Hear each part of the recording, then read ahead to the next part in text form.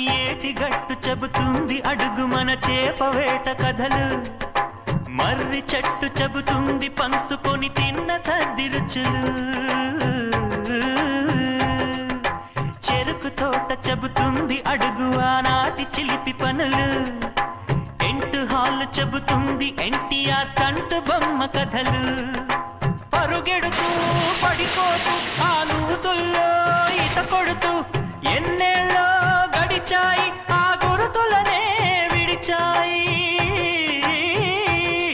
వయసంత మరచి కేరింతలాడే ఆ తీపి జ్ఞాపకాలు కలకాలం మనతోటే వెన్నంటే ఉంటాయి, మనలాగే అవి కూడా విడిపోలేనంటాయి.